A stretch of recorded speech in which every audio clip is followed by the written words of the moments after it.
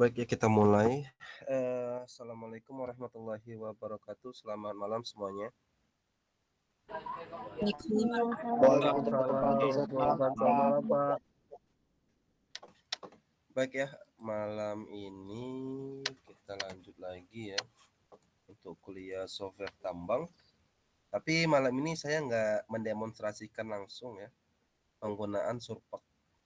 Jadi saya kenalkan dulu gitu ya konsep dalam perencanaan tambang terbuka ya. Jadi nanti kalian ketika semester 7 begitu ya, itu akan ada mata kuliah perencanaan tambang khusus tambang terbuka. Kita tidak ke tambang bawah tanah. Nah, tambang terbuka itu salah satunya bisa diselesaikan bagian dari tambang terbuka itu adalah desain pit gitu ya. Nah, di desain pit ini kita bisa menyelesaikannya dengan menggunakan surpak gitu ya. Kalau untuk komoditasnya surpak ini bisa mineral bilangnya, bisa emas, bisa nikel gitu ya, bahkan bisa batuan. Kalau nanti untuk desain pit batu bara biasanya menggunakan mainscape gitu ya. Nah, untuk tambang terbuka sendiri harusnya kalian sudah menerima konsepnya gitu ya, bahkan mungkin lebih detail di PTPM atau di sistem penambangan gitu ya. Nah, sekarang saya kilas ya, kilas sedikit untuk open pit mining ini gitu ya. Jadi kalau kita lihat gitu ya, ada beberapa tambang terbuka gitu ya, metode tambang terbuka. Ada yang open pit gitu ya, ada yang open cast gitu ya, ada open cut gitu ya, ada juga nanti strip mining ya. Jadi kalian harus tahu ya, open cast itu dia menambang bukit begitu ya. Jadi menghabiskan bukit, membuat lereng-lerengnya di bukit. Sedangkan open pit itu gitu ya, dia membuat lerengnya di bawah tanah datar atau di bawah permukaan. Itu berbedanya ya. Nah, kalau open cast seperti ini di bawah permukaan tetapi maaf, ini open strip ya, open strip tetapi ini khusus untuk batu bara ya. Karena bahasanya strip itu ya lapisan atau bisa dibilang tingkatan begitu strip itu ya. Itu khusus untuk metode penambangan batu bara begitu ya. Nah, bisa dilihat ya, ini bisa disebut dengan open pit gitu ya, yang kanan open cast ya. Di sini open pit karena ini mineral ya, tidak terlihat batu baranya begitu ya. Oke. Nah, sekarang ada 6 ketentuan umum dalam pertambangan open pit gitu ya, atau terbuka gitu ya. Yang pertama, penambangan endapan mineral gitu ya atau batu baranya ini eh, terkena gitu ya atau pasti melampaui yang namanya adalah overburden gitu ya. Kalau untuk mineral dia menambangnya di setiap batuan. Tapi kalau untuk batu bara dia tidak menambang batuan tetapi menambang batu baranya. OB-nya itu pasti dibuang. Tetapi kalau mineral kita ambil di batuannya gitu, belum tentu batuan itu dibuang gitu. Jadi makanya bahasa di batu bara dengan bahasa di mineral itu berbeda ya. Kalau tanah penutup di batu bara disebut OB gitu ya, overburden. Tetapi kalau ditambang mineral, tanah penutup itu disebut waste gitu ya. Nah, itu berbeda. Makanya ada apa namanya itu bahasa yang berbeda gitu ya. Tetapi ada juga yang bilang OB begitu ya. Tetapi di mineral ini kalau dibilang OB dia terlihat perlapisannya begitu ya. Oke. Nah, waste yang ditambang mineral ini biasanya cut off grade gitu ya, atau grade-nya ini bersifat rendah atau low grade gitu ya. Nah, kalau low grade inilah yang disebut nanti dengan waste gitu ya. Oke. Yang kedua, ketentuannya tambang terbuka itu pasti dekat dengan permukaan begitu ya. Dekat permukaan maksudnya adalah masih ekonomis ketika ditambang dengan mempertimbangkan SR, stripping ratio gitu ya. Yang ketiga, dimensi horizontalnya besar atau penyebaran endapannya itu secara lateral itu cukup banyak gitu ya. Jadi endapannya tidak vertikal seperti itu ya. Yang keempat, produksinya tinggi, biaya rendah jika dibandingkan dengan tambang bawah tanah gitu ya. Yang kelima, pasti ada jenjang atau lereng yang tidak mungkin kita temukan di terowongan bawah tanah. Itu bedanya ya. Yang keenam, dia pasti membentuk cekungan atau pit begitu ya, kecuali open cast. Kalau open cast, gunungnya akan habis gitu ya. Tapi biasanya kalau tambang mineral dimulai dari open cast, itu akan dilanjutkan menjadi open pit. Contohnya Grasberg di Freeport gitu ya. Nah, jika tambangnya hanya open cast, biasanya itu komoditas untuk tambang industri, tambang dengan komoditas industri. Misalnya andesit seperti itu ya. Dia biasanya menghabiskan bukit gitu ya. Karena meledakan bukit itu jauh lebih murah dibandingkan meledakan batuan andesit yang berada di bawah tanah gitu ya. Silakan kalau ada pertanyaan dipotong saja ya. Ketika saya menyampaikan materi. Nah, silakan kalian presentasi ya. Presentasi kalian presensi. Yang paling kiri kelas RA, yang paling silakan Rizky ada apa? Izin Pak, mohon maaf. Untuk slide-nya belum bergerak Pak. Belum bergerak. Sudah Pak, sudah. Ini udah ya. Silakan presensi ya. Belah kiri kelas RA, tengah RB, kanan RC gitu ya. Silakan. Nah, sekarang kita masuk ke design pit. Apa itu design pit ya?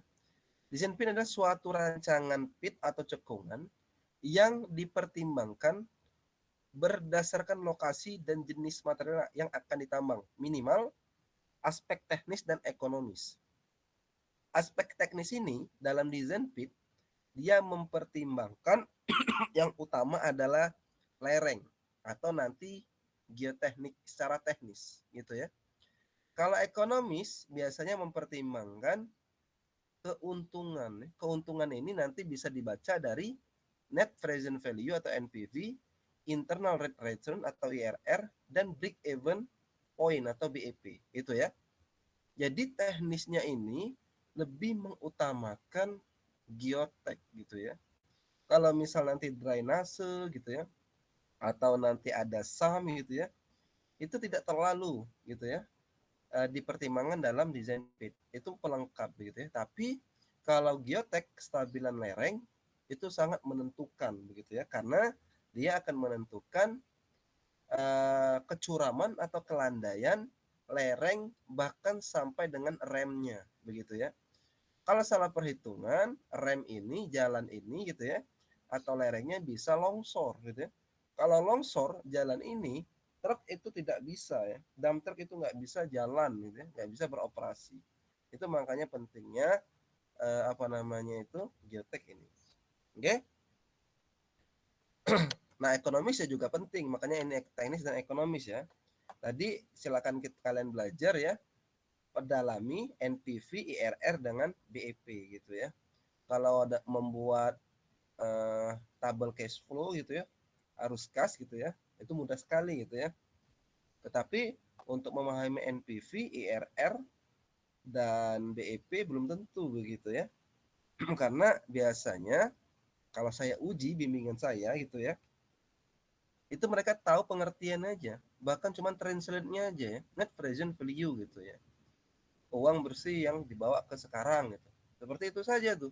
Tapi maknanya tidak tahu. Nah, ketika kalian misal belajar tentang materi ini ya, yang tadi saya sebutkan 3 hal itu, tolong dipelajari, tolong dipahami, sehingga kalian untuk menjelaskan ketiga ini bisa secara sederhana ke orang sekalipun dia tidak tahu tentang NPV, ER, dan BEP ini, gitu ya. Oke, sudah presensinya ya. Baik, nah kalau kita lihat gitu ya, ya ini dibuat ulang ya ketika saya di konsultan gitu kerja ya. Nah, bos kita itu bos saya gitu ya, itu menyuruh itu ya mengadopsi ulang tentang bagaimana strategi untuk perencanaan tambang gitu ya. Oke. Nah, dalam perencanaan tambang itu cukup rumit. Bisa kalian lihat alurnya seperti ini gitu ya.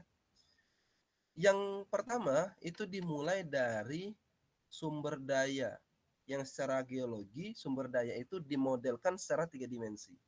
Oke. Dari sumber daya itu akan dilakukan optimasi gitu ya untuk mendapatkan namanya cadangan. Jadi sumber daya menjadi cadangan itu melalui proses namanya optimasi ya. Oke. Ketika sudah optimasi, cadangan itu akan didesain pitnya atau didesain tambangnya sehingga mendapatkan perbandingan antara waste atau antara overburden dengan komoditas yang akan kita tambang. Sehingga kita akan mengetahui gitu ya, berapa keuntungan yang kita dapat tadi, begitu ya.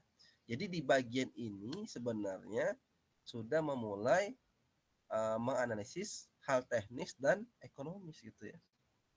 Oke. Nah, ketika kita sudah menambang pit gitu ya, menambang pit, kita sudah mendesain pit, mendesain tambangnya, kita akan bisa menentukan di mana titik yang bisa memberikan keuntungan yang paling cepat gitu ya. Itu atau disebut dengan pushback gitu ya. Jadi pushback ini adalah suatu metode untuk mendapatkan komoditas tambang yang paling cepat sehingga dengan penambangan komoditas yang paling cepat akan memberikan keuntungan yang lebih cepat juga. Itu namanya pushback gitu ya. Nah, setelah kita desain pitnya atau desain tambangnya, kita perlu membuat scheduling ya. Nah, di sini ya, ketika kita membuat scheduling, disinilah proses dalam menentukan umur tambang, begitu ya. Karena ada scheduling ini ya, proses main design scheduling ini, di sini juga menentukan berapa banyak alat ya yang akan kita gunakan dengan kapasitas tertentu.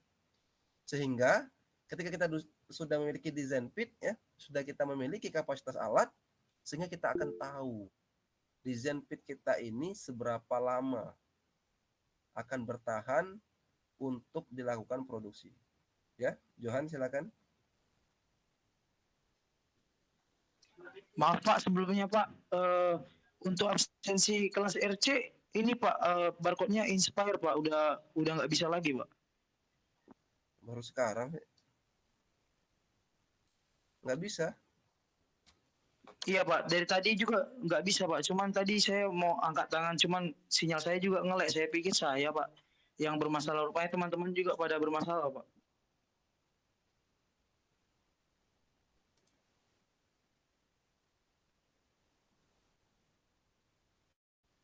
Masih 28 menit lagi nih. Coba RC. Silakan presensi nih RC nih. Kelas lain aman ya.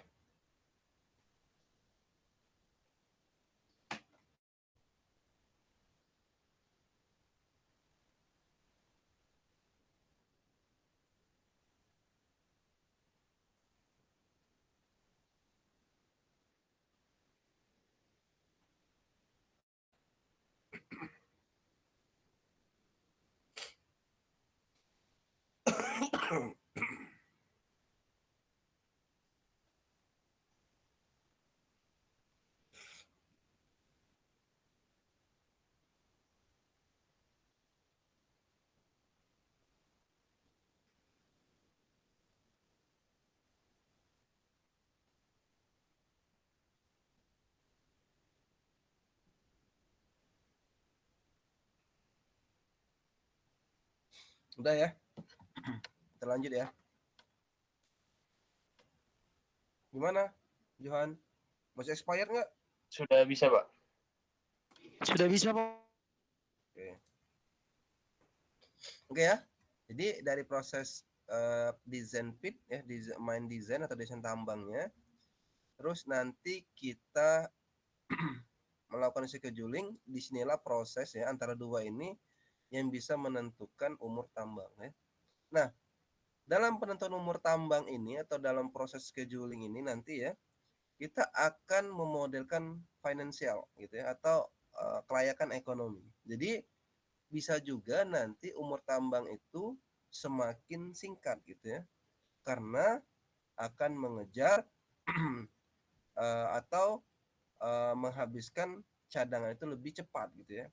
Tetapi juga bisa lebih lama karena ada peramalan finansial yang menghasilkan bahwa di tahun yang akan datang itu harga komoditas kita akan mahal, seperti itu. Bisa juga artinya dibuat umur tambang yang lebih lama gitu ya. Nah, ketika sudah dibuat financial model itu gitu ya, itu akan diputuskan gitu ya. Tambang kita itu akan dibisniskan atau kita operasionalkan gitu ya. Kalau bisniskan biasanya IUP ini akan dijual perbelikan gitu ya. Jadi oleh broker biasanya IUP dengan cadangan sekian gitu ya, itu diangkat gitu ya atau dijual siapa yang mau beli gitu ya. Nah, maka akan berpindah tangan IUP-nya atau dioperasionalkan atau ditambang, dibuka seperti itu ya. Nah, kalau dibuka artinya akan memulai namanya development gitu ya. Operasi di sini bukan hanya tambang tetapi development infrastruktur gitu ya dan sebagainya gitu ya. Nah, setelah itu terlaksana akan direkonsiliasi ya, akan dievaluasi antara budget dan aktual gitu ya.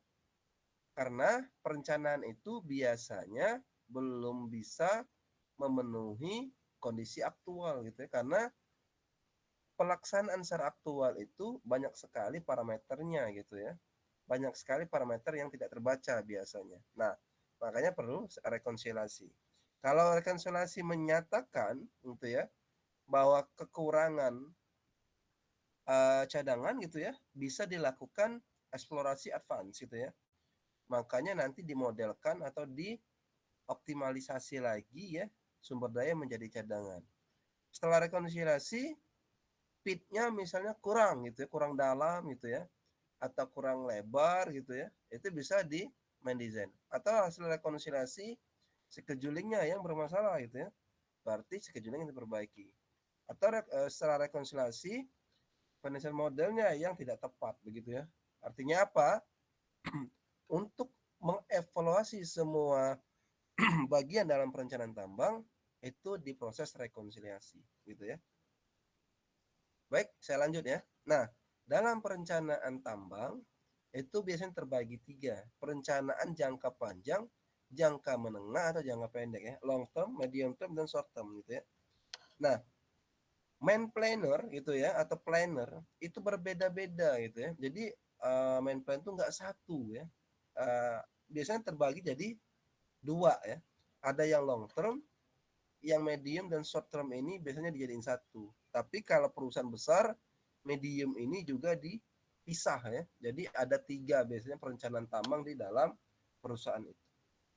Gitu ya. Ada yang ingin bertanya? Izin bertanya Pak, Ya silakan. bedanya long term, short term, sama medium term itu gimana itu Pak? Kalau perihal main plan-nya Pak, perbedaannya letaknya di mana Pak?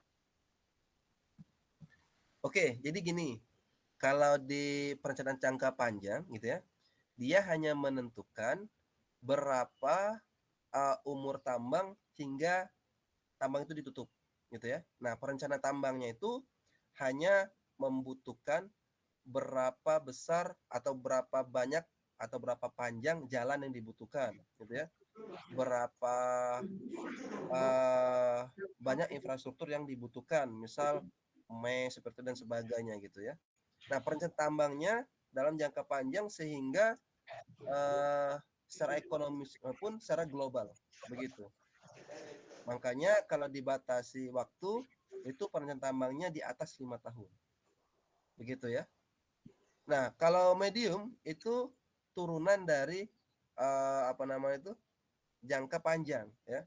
Tetapi sudah saya bilang dari awal, jangka panjang dan jangka pendek ini bisa dijadiin satu gitu ya sebenarnya. Tetapi tergantung juga level perusahaan. Kalau level perusahaannya sudah menengah ke atas, biasanya jangka menengah ini dipisah dengan jangka pendek. Karena apa? Biasanya perencanaan jangka menengah ini mempertimbangkan umur iup. Ingat, bukan umur tambang, tapi umur iup. Nah, iup itu umurnya 5 tahun. Jadi didesain tambang seoptimal mungkin ya, agar sebelum kita memperpanjang iup, kita sudah mendapatkan keuntungan bahkan atau bisa tutup tuh tambang situ ya. Nah, dimaksimalkan di medium term planning ini. Itu ya. Nah, kalau untuk perencanaan jangka pendek, short term ini adalah perencanaan untuk memenuhi target tahunan. Gitu ya. Jadi breakdown-nya nanti per bulan dan per hari. Biasanya ini untuk bukan pedoman ya.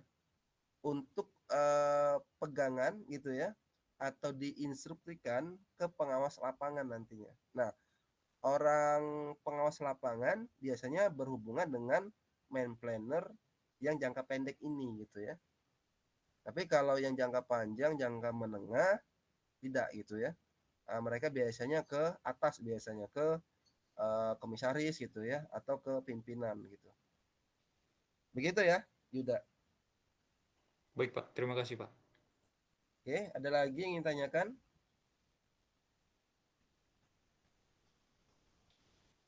Nah, ini ilustrasi begitu ya, yang sudah saya jelaskan tadi, bahwa ini ilustrasi bagaimana sumber daya yang sudah menjadi cadangan atau ini masih sumber daya gitu ya.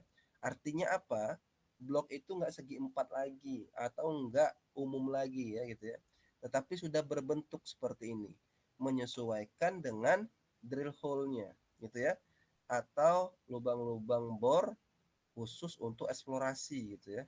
Drill hole di sini jangan salah, drill hole ini kan ada geotek gitu ya, drill hole geotek, ada drill hole eksplorasi, ada drill hole untuk peledakan biasanya. Nah, kalau di sini pasti dia drill hole eksplorasi bilangnya ya, exploration drill hole gitu ya.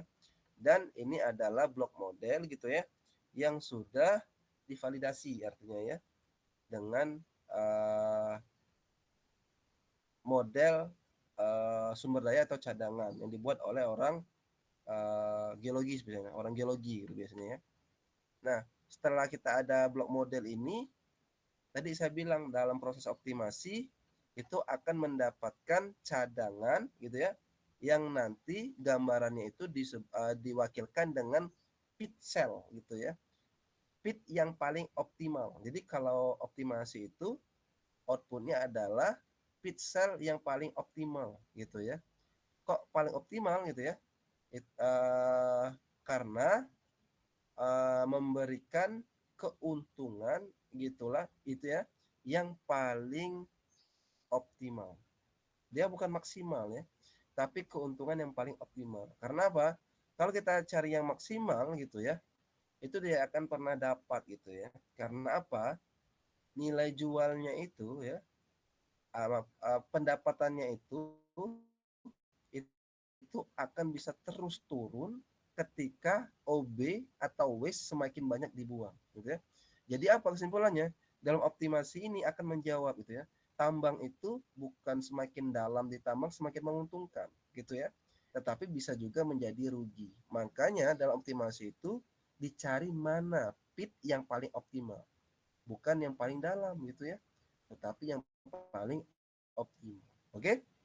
Nah, setelah dapat pit yang paling optimal gitu ya dari proses optimasi tadi, itu akan didesain pitnya gitu ya. Jalannya seperti apa, lereng tunggalnya seberapa miring, overloadnya seberapa besar gitu ya. Dan di sini juga nanti dilengkapi sumnya gimana gitu ya. Drainasinya seperti apa, di sini dibuat semua gitu ya. Nah, setelah itu barulah dilakukan long term scheduling gitu ya.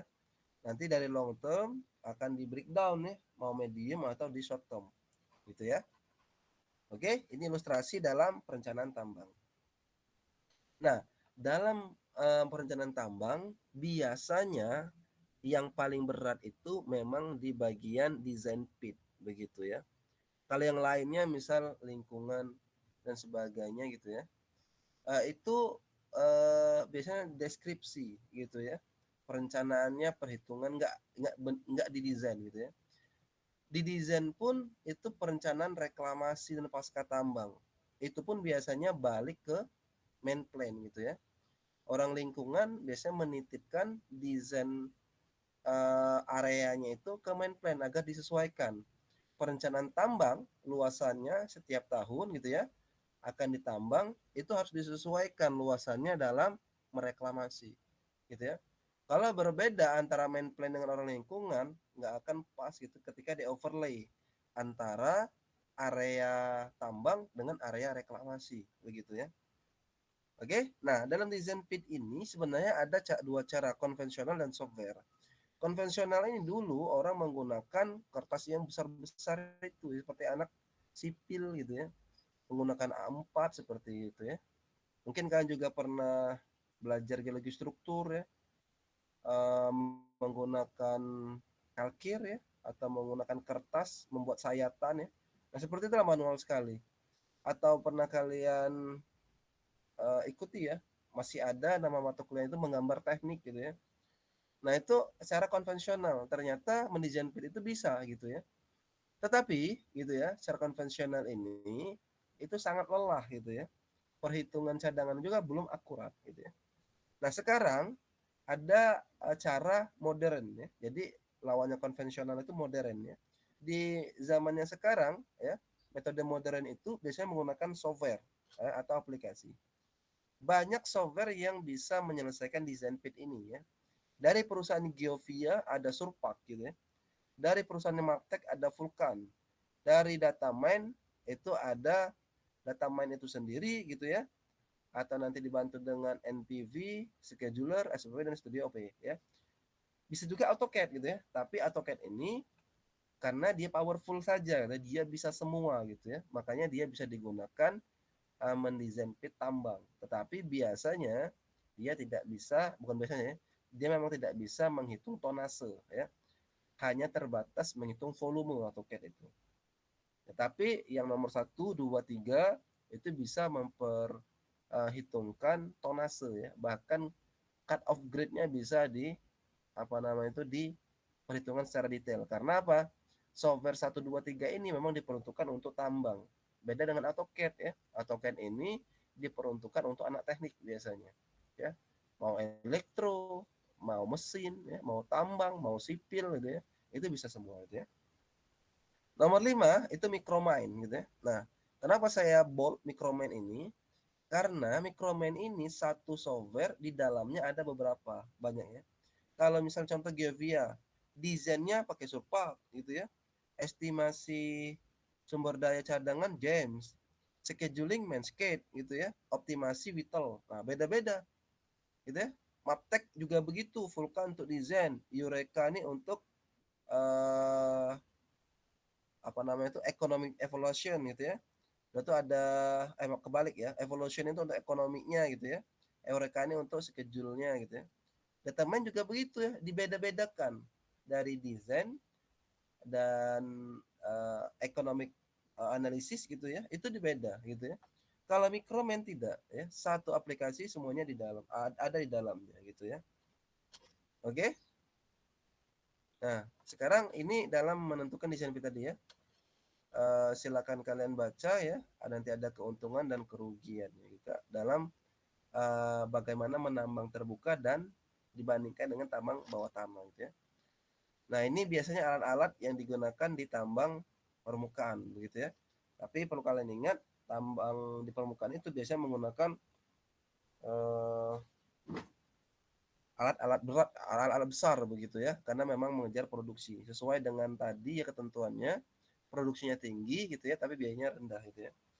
Nah, tambang bawah tanah biasanya biayanya tinggi, produksinya rendah ya.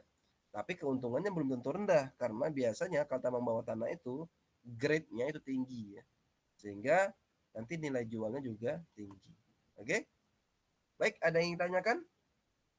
Ini materi pertama. Nanti saya lanjutkan materi kedua ya. Biar Pak, ya, silakan.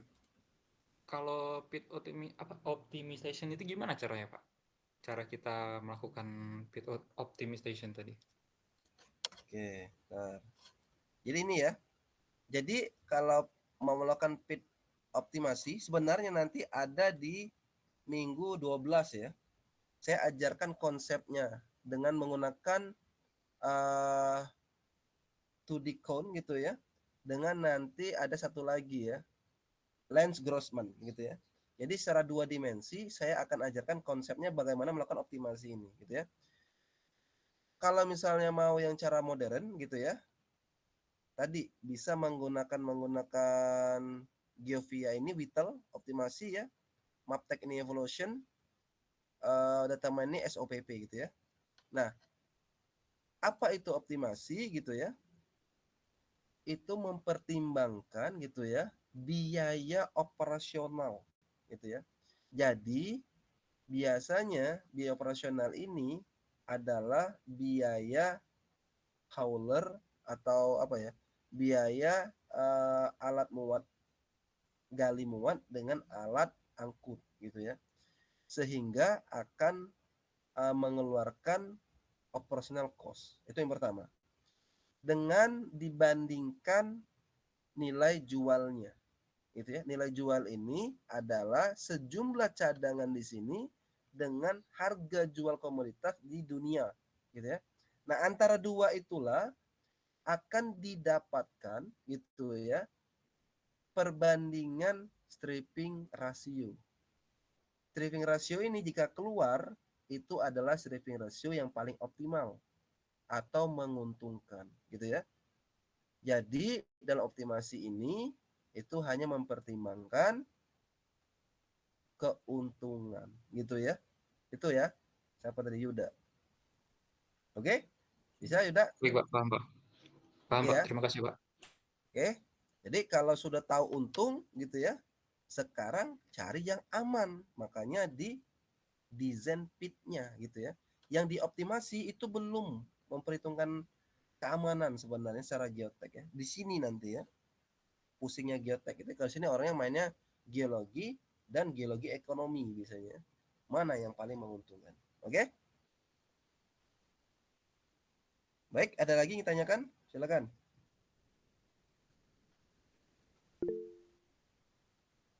Silakan, Insan. Izin bertanya Pak, tadi kan di bid optimasi itu kita memperhitungkan harga jualnya juga Pak, dan Ya. kadar yang mineral yang mau kita tambang. Nah misalnya kalau harga jualnya itu kan di bulan ataupun di tahun berikutnya itu yang di sebelah yang hasil bid optimasi kita itu masuk, berarti bid optimasinya diperlebar gitu nggak Pak? Oh, jadi tergantung ini ya orang ekonominya ya dalam meramalkan harga jual. Biasanya harga jual itu dibuat flat gitu ya atau nanti dibalik dengan inflasi. Jadi ada sebenarnya inflasinya apa sih lawan kata inflasi ya saya lupa ya. Kalau fluktuasi turun naik gitu ya. Jadi dianggap harga jualnya itu naik terus setiap tahun gitu ya. Tetapi itu penyederhanaan gitu ya. Bahkan ada juga orang ekonomi menyamakan harga jualnya setiap tahun gitu ya. Nah, mana yang bagus? Yang bisa meramalkan harga jual secara dinamis. Tapi sampai sekarang itu nggak banyak orang bisa meramalkan harga jual ini secara dinamis. Jadi apa? Ini ya digunakan gitu ya cadangannya gitu ya sampai habis diambil gitu ya sampai tahun berapa gitu ya. Nah, sampai akhir tahun itu harganya sama ketika kita melakukan optimasi di sekarang. Begitu Insan. Baik Pak, terima kasih jawabannya Pak. Oke. Nah, tetapi nanti ketika tadi saya bilang ketika aktual ada rekonsiliasi. Karena pembuktiannya ya, jumlah cadangan sekian, grade di ke dalam sekian dapatnya akan apa gitu ya, akan tinggi atau rendah. Pembuktiannya ketika di aktual gitu ya. Nah, ketika sudah ditambang, kalau ada kesalahan artinya apa? Optimasinya kan nggak valid gitu ya.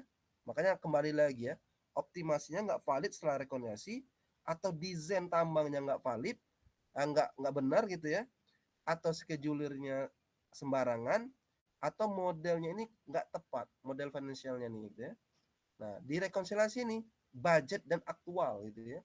Jadi budget ini adalah modal sebenarnya, dengan aktual ini adalah realitas gitu ya, atau benar-benar yang terlaksana di lapangan. Oke? Bisa dipahami ya?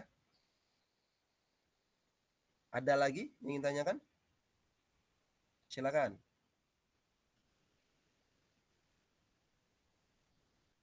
Oke, kalau nggak ada ya, semoga aja kalian nempel lah sedikit ya bagaimana konsep perencanaan tambang gitu ya. Mungkin belum kalian temui ya di beberapa mata kuliah di sebelumnya gitu ya.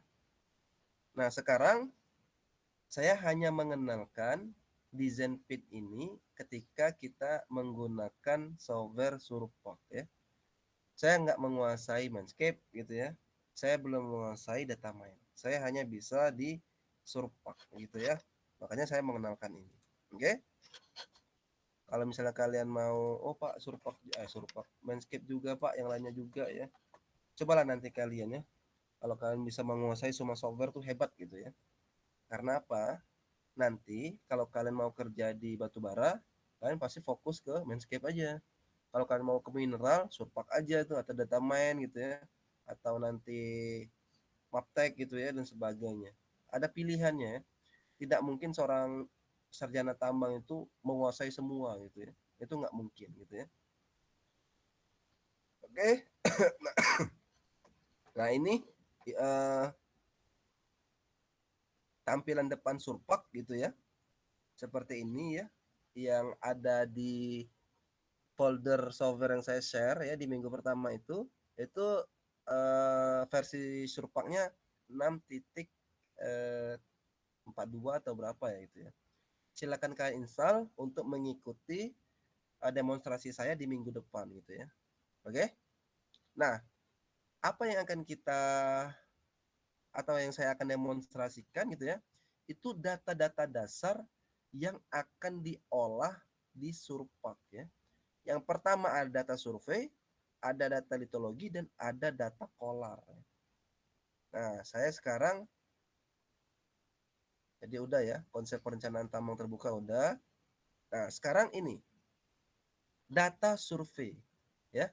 Nah, data-data ini ada survei, kolar ya, litologi, itu datanya dalam Excel, dibuat dalam Excel. Siapa yang buat ini? Biasanya orang geologis gitu ya. Oke, atau orang eksplorasi yang membuat ini. Data survei ini ya adalah data bor di mana data survei ini di dalamnya ada hole ID atau nanti ID dari lubang bor ya. Nomor lah ya, atau ID itu ciri gitu ya. Lubang-lubang bor ya. Ini contohnya cuma 20 ya. Ada yang ratusan sebenarnya gitu ya. Nah, selain itu ada maksimum kedalaman setiap lubang bor ya. Jadi paling dalamnya itu berapa ya. Selanjutnya seberapa miring, seberapa vertikal gitu ya untuk lubang bor itu. Nah, kalau lihat ini adalah vertikal gitu ya. Min 90 ini adalah vertikal gitu ya. Nah, kalau misalnya lihat azimutnya gitu ya, referensinya sudut 0 ya, yang dipakai adalah arah utara. Jadi kalau ke arah timur gitu ya, atau sebelah kanan kalian dia plus 90. Kalian jangan sampai buta arah mata angin ya. Kalau saya itu kebayang di kepala saya itu utara ya, tangan kanan saya itu timur, tangan kiri saya itu barat ya. Maaf ngomong, pantat saya itu selatan gitu ya. Kebayang nggak kalian seperti itu tuh? Nah, dalam buat data di data survei yang akan diolah di Surpak seperti itu ya. Jadi azimutnya 0 itu adalah utara gitu ya. Kalau dia negatif ini gitu ya, itu adalah ke arah barat. Oke. Kalau plus 90 ke arah timur. Gitu ya. Nah, nanti dilihat aja kalau seperti ini berarti minus 90 ke arah barat. Tapi kalau 90 dia vertikal, sama saja positif dan negatif. Ketika dia kurang dari 90 gitu ya. Misal 80. Nah, itu berarti kalau minus 80 gitu ya, berarti dia miringnya ke arah barat. Gitu ya. Kalau dia positif 80, berarti miringnya ke arah timur. Gitu ya. Jadi kalau misalnya nanti kalian membuat kode gitu ya, jangan lupa plus minusnya ini untuk menjelaskan kemiringan terhadap azimut. Begitu ya. Nah, tapi kalau orang tambang cukup tahu itu ya. Biasanya nggak buat seperti ini. Kecuali kalau kalian nanti TA-nya konsentrasi ke eksplorasi dalam pemodelan ya. Nah, oke. Coba nanti siapa ya? Angkatan 2021 ya. Erik ya. Erik Susanto ya, mau sharing tentang pemodelan sumber daya dan cadangan mungkin ya. Coba ditanyakan ya mengenai hal ini ya, data-data dasar ini. Nah, selanjutnya ada data kolar ya. Data kolar ini sebenarnya sama seperti data survei tadi. Ada ID, tetapi ditambahkan dia koordinat X, Y ini utara gitu ya. X ini bisa timur gitu ya. Z ini adalah elevasi ya. Elevasi ini bukan hanya kedalaman, bisa ketinggian, bisa kedalaman gitu ya. Artinya apa? Kalau 220 berarti di atas permukaan laut. Permukaan laut itu 0 gitu ya. Nah, kalau minus berarti dia di bawah permukaan laut ya. Nah, ada juga tadi maks kedalaman ini ya. Ini sebenarnya untuk mengkonfirmasi bahwa nanti kalau dihubungkan data survei dan data kolar, selain whole ID harusnya juga sama dengan max depth ini gitu ya. Nah, nanti ada whole path linear. Whole path linear ini biasanya kemenerusan lubang gitu ya. Karena apa? Bisa juga patah gitu ya. Jadi lubang bor itu pertama bergeser intinya ya. Lubang bornya tidak sama. Karena kalau diteruskan misal itu mata bornya patah atau sifat haus. Itu bisa. Jadi nggak menerus tuh. Biasanya terjadi ketika di patahan gitu ya. Nah, kalau di patahan itu batuan awal dengan batuan atau bukan batuan awal ya, batuan hanging wall dengan foot wall itu berbeda gitu ya. Nah, makanya bisa pindah ke lubang yang lain gitu ya, atau membuat lubang yang baru. Nah, biasanya yang dilaporkan di sini yang linear ya, yang menerus gitu ya. Oke. Nah, terakhir ada data litologi. Jadi data litologi ini adalah data yang menjelaskan setiap satuan panjang, kalau di sini setiap meternya, itu apa nama litologinya gitu ya. Misal seperti ini. 0 sampai 1 meter untuk lubang bor yang pertama itu lim ya, limonit gitu ya. Sampai nanti lubang bor itu tadi 22 meter ya. Jadi ada limonit ya sampai 7 meter, 7 sampai 8 itu saprolit gitu ya. Ada bolt ya, ada saprolit lagi ya. Ada sampai nanti bedrock gitu ya, misal seperti itu. Nah, ini adalah data litologi. Ketiga data ini, data survei, data kolar, dan data litologi, ketika ini dimasukkan ke dalam Surpak, bentukan dari sumber daya akan bisa divisualisasikan secara 3 dimensi. Gitu ya. Nah, angka-angka ini ya kalau dinilai itu sulit sekali atau dibayangkan secara 3 dimensi sulit sekali. Makanya software ini membantu kita agar bisa membayangkan, berimajinasi gitu ya, seperti apa pit yang akan kita buat dengan modal sumber daya atau cadangan dari ketiga data ini. Gitu ya. Ingat ya, 3 data ini adalah sumber daya dan bahkan bisa menjadi cadangan gitu ya. Oke? Nah, Ada data sampel dan assay. Sebenarnya ini adalah data tambahan ketika mengkonfirmasi di setiap kedalaman itu, di batuan ini atau di litologi ini, itu memiliki grade tertentu. Kalau emas berapa grade-nya gitu ya. Nah, itu biasanya data sampel ada data assay. Kalau misalnya di batu bara, data sampel atau assay ini itu adalah kualitas proximat dari batuan. Batu bara ya. Berapa S-nya gitu ya, berapa kalorinya, berapa inherent moisture gitu ya, dan sebagainya. Oke? Nah, ini contohnya tampilan bagaimana ketiga data tadi ya, atau bahkan 4 gitu ya.